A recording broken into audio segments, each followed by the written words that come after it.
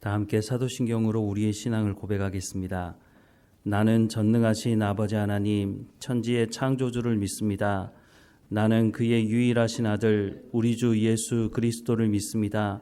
그는 성령으로 잉태되어 동정녀 마리아에게서 나시고 본디오 빌라도에게 고난을 받아 십자가에 못 박혀 죽으시고 장사된 지 사흘 만에 죽은 자 가운데서 다시 살아나셨으며 하늘에 오르시어 전능하신 아버지 하나님 우편에 앉아 계시다가 거기로부터 살아있는 자와 죽은 자를 심판하러 오십니다.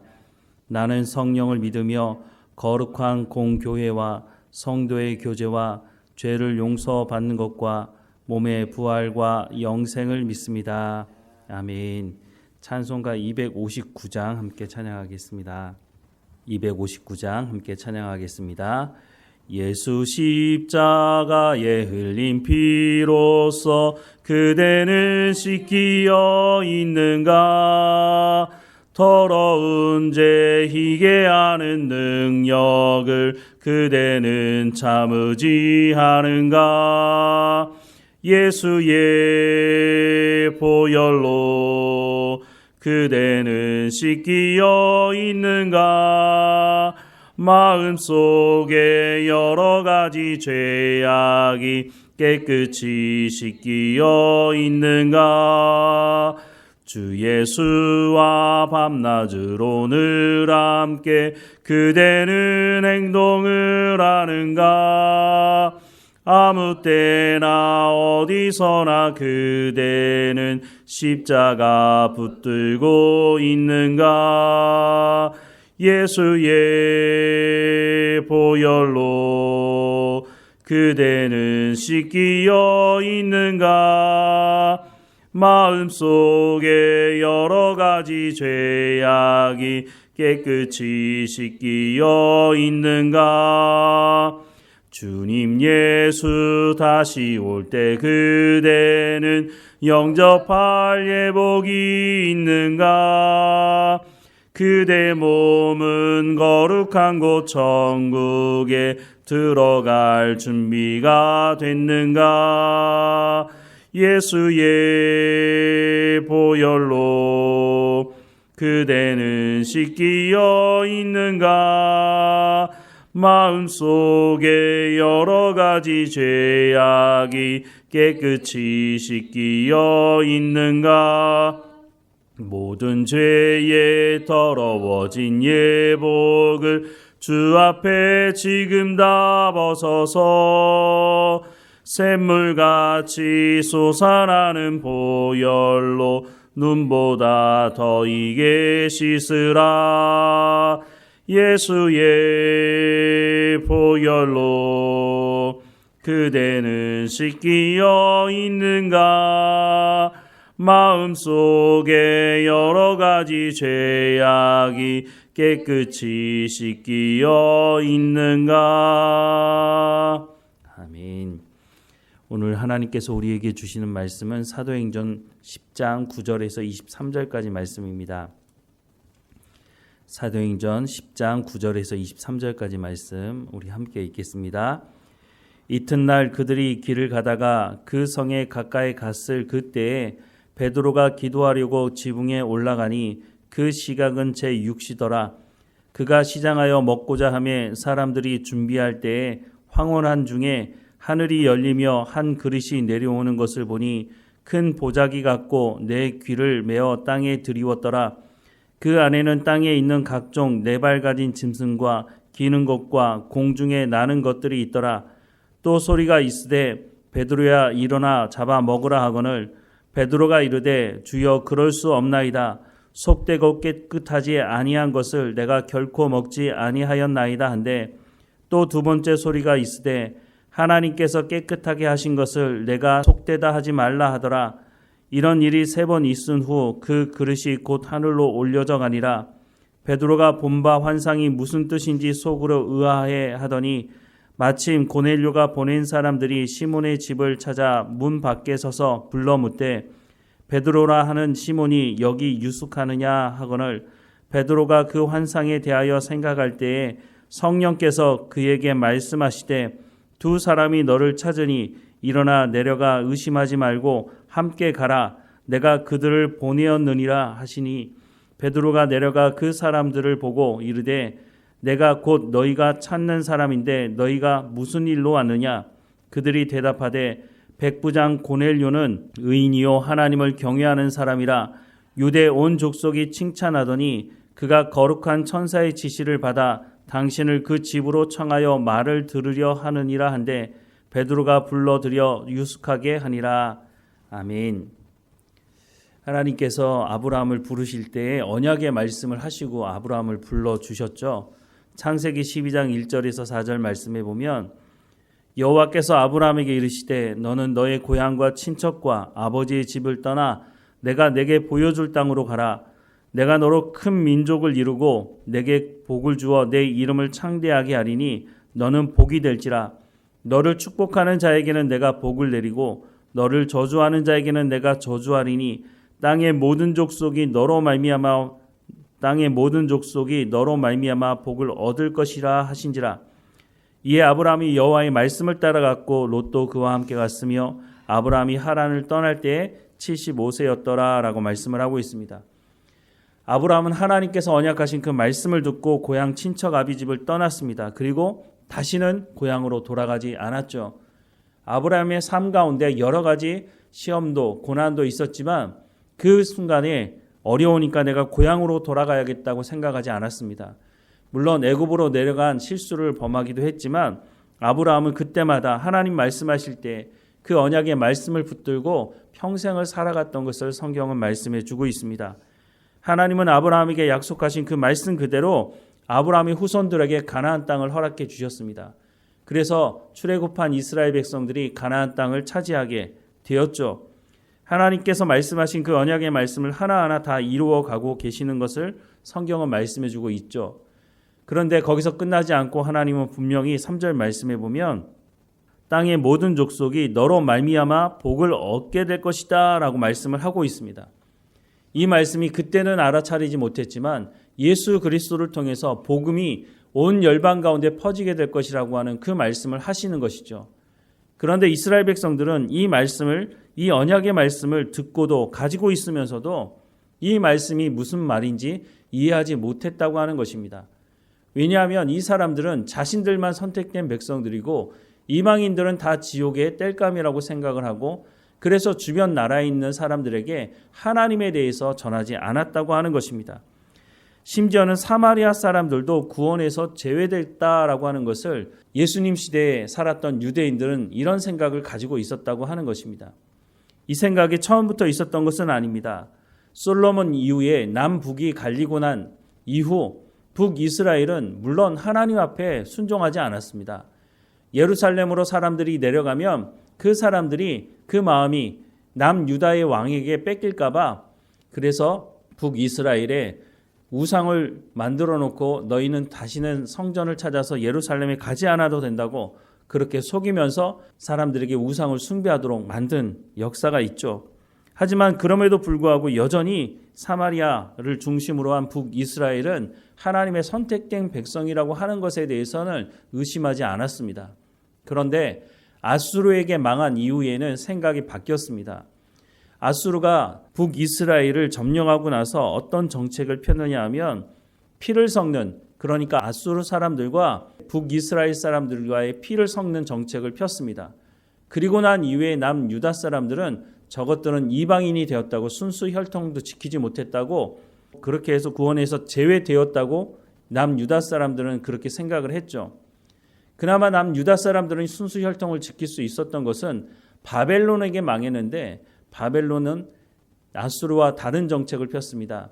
쓸만한 사람들을 다 바벨론 포로로 붙잡아 간 것이죠. 그러니 혈통은 지킬 수 있었던 것이지만 사실 성경 말씀을 보면 북이스라엘보다 남유다가 더 많은 죄를 지었다고, 북이스라엘 사람들이 우상을 숭배하는 것보다 더 음란하게 우상을 숭배했다고 성경은 말씀하고 있는 것을 알 수 있습니다. 그러면 누가 누구에게 손가락질 할 수 있겠습니까? 남유다이든지 북이스라엘이든지 모두가 다 하나님 말씀에 불순종했고 우상을 숭배한 것 때문에 망하게 되었으니 아무도 누구를 탓할 수가 없는 상황인 거죠. 그럼에도 불구하고 남유다 사람들은 사마리아를 중심으로 한 북이스라엘 사람들을 향해서 너희는 구원의 대상이 아니라고 말을 했다고 하는 것입니다. 이것이 오랜 시간 동안 지속이 되었고 심지어는 성령의 세례를 받은 제자들마저도 이 생각을 여전히 가지고 있었다고 하는 것입니다. 그런데 예수님 뭐라고 말씀하셨습니까? 사도행전 1장 8절 말씀해 보면 오직 성령이 너희에게 임하시면 너희가 권능을 받고 예루살렘과 온 유대와 사마리아와 땅끝까지 이르러 내 증인이 되리라 라고 말씀하시지 않았습니까? 그런데 이 말씀을 제자들은 흩어져 사는 유대인들에게 가서 예수님에 대한 복음을 전하라고 말하는 것이라고 생각을 했다고 하는 것입니다. 그래서 예루살렘에서 흩어지지 않으려고 했죠. 결국은 스데반이 순교하고 난 이후부터는 흩어질 수밖에 없었습니다. 그리고 나서 빌립이 사마리아에 복음을 전했고 사마리아에 있는 사람들이 예수님을 믿게 되자 베드로와 요한이 사마리아를 방문해서 성령의 세례가 또 임하는 그런 사건도 있었던 것을 압니다. 더 나아가서는 빌립이 에디오피아 네시를 만나서 예수님에 대해서 전하고 세례를 주는 일도 일어나게 됩니다. 그럼에도 불구하고 여전히 사람들은 이방인들에게 복음을 전해야 된다는 생각을 가지고 있지 않았다는 겁니다. 이런 와중에 고넬료라고 하는 사람이 하나님의 음성을 듣고 경건한 사람을 보내어서 베드로를 청하게 됩니다. 베드로가 이 청함을 받기 전에 오늘 본문에 보면 환상을 보게 되는데 9절 이하의 말씀에 보면 이튿날 그들이 길을 가다가 그 성에 가까이 갔을 그때에 베드로가 기도하려고 지붕에 올라가니 그 시각은 제6시더라. 그가 시장하여 먹고자 하며 사람들이 준비할 때에 황홀한 중에 하늘이 열리며 한 그릇이 내려오는 것을 보니 큰 보자기 같고 내 귀를 메어 땅에 들이웠더라. 그 안에는 땅에 있는 각종 네 발 가진 짐승과 기는 것과 공중에 나는 것들이 있더라. 또 소리가 있으되 베드로야 일어나 잡아 먹으라 하거늘 베드로가 이르되 주여 그럴 수 없나이다. 속되고 깨끗하지 아니한 것을 내가 결코 먹지 아니하였나이다 라고 말하고 있습니다. 레위기 11장에 보면 먹을 수 있는 것과 먹지 말아야 될 것을 구분하고 있습니다. 먹지 말라고 하는 것은 그것을 먹으면 부정하게 된다라고 말씀을 하고 있는데 그 부정하게 된다고 하는 그 내용 안에는 사실 그것들을 먹으면 사람의 건강에 해를 끼치는 것이기 때문에 하나님께서 먹지 말라고 하신 것이죠. 어쨌든 이스라엘 백성들은 먹을 것과 먹지 말아야 할 것을 구분하였고 오늘날도 유대인들이 사는 곳에 가면 코셔라고 하는 팻말을 붙여놓고 음식을 파는 곳이 있습니다. 그것이 무엇이냐면 정결례를 거친 음식을 파는 곳입니다. 유대인들, 정통 유대인이라고 하는 사람들은 여전히 지금도 성경에서 말하는 레위기 11장에서 말하는 것처럼 정결례를 거친 음식만 먹고 있다고 하는 것이죠. 이것을 너무나 잘 알고 있는 베드로가 딱 보니까 이거는 부정한 것들인데 이것을 잡아먹으라고 그래서 베드로가 하는 말이 속되고 깨끗하지 아니한 것을 내가 결코 먹지 아니하였다라고 말하고 있습니다. 베드로가 이전에 먹다가 성령의 세례를 받고 나서 먹지 않는 것이 아니라 베드로도 이 유대 율법을 철저하게 지키는 사람 중에 한 사람이었기 때문에 내가 결코 지금까지도 먹지 않았는데 어떻게 이것을 먹을 수 있겠느냐고 말하는 거죠. 그런데 그때 하나님 뭐라고 말씀하십니까? 15절 말씀해 보면 하나님께서 깨끗하게 하신 것을 내가 속되다 하지 말라라고 말씀합니다. 그런데 이 말씀을 받아들이기 좀 쉽지 않습니다.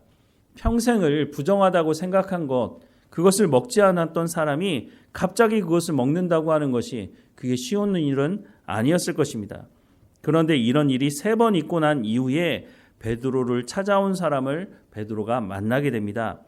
17절 이하의 말씀에 보면 베드로가 본 바 환상이 무슨 뜻인지 속으로 의아해 하더니 마침 고넬료가 보낸 사람들이 시몬의 집을 찾아 문 밖에 서서 불러 묻되 베드로라 하는 시몬이 여기 유숙하느냐 하거늘 베드로가 그 환상에 대하여 생각할 때에 성령께서 그에게 말씀하시되 두 사람이 너를 찾으니 일어나 내려가 의심하지 말고 함께 가라 내가 그들을 보내었느니라 라고 말씀을 하고 있습니다.